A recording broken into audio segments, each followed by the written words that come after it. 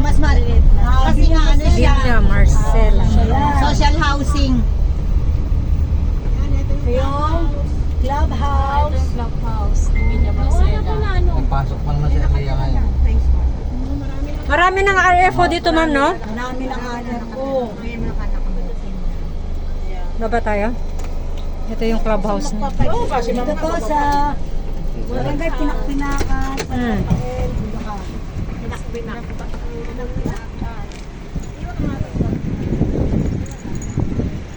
Barangay Pinakpinakan, San Rafael. Ito na ang Villa Marcela. So meron itong RFO. Pwede na kayong lumipat. Ayan guys. Ito yung kanilang clubhouse.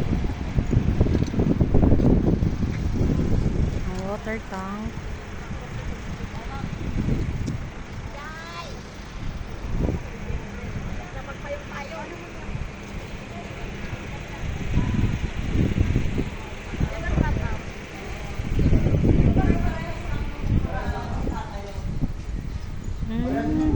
Pare-parehas lang yan. Location lang yung pinupuntahan. Ano natin? Isa lang ang sukat dito.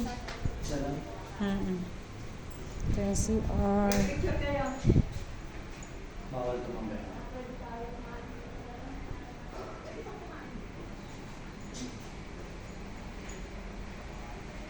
Villa Marcela. Ay, Bulacan.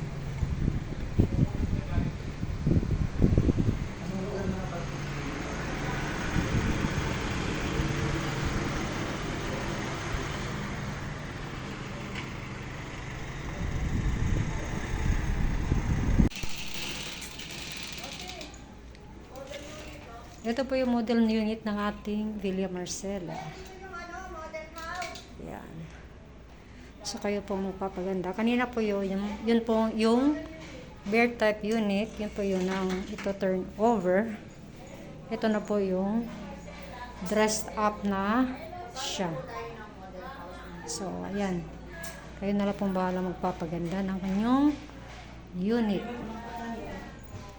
Ito po yung CR niya. Oh, nakita pa akong kangkagimbo ko.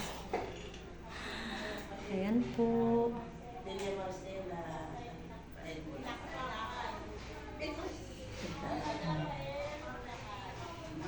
Ito yung pinaka-kitchen niya. Tapos, ito naman yung bubong. Ayan. Ayan. Yan yung clubhouse. Clubhouse niya. Ito yung model yun. Yung palaruan. Sasakit na sa taas.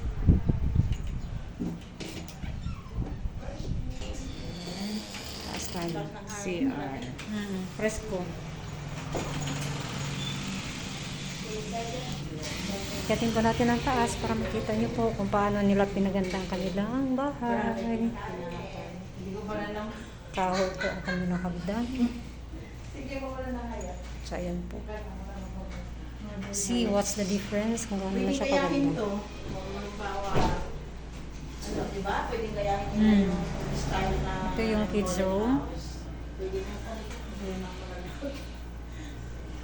Naglas medyas ko. Ganda. So, kung dalawang chikiting ninyo, ayan, double deck.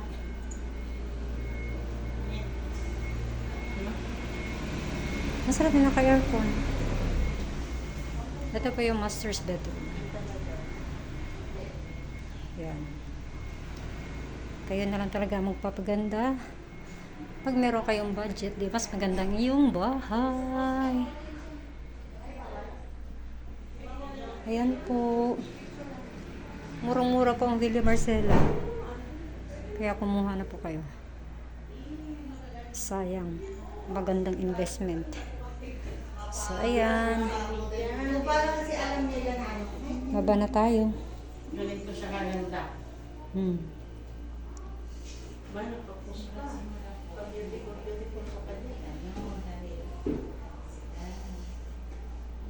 Pag ganito siya pala, Hmm? mo ipapagawa. Kasi di ba,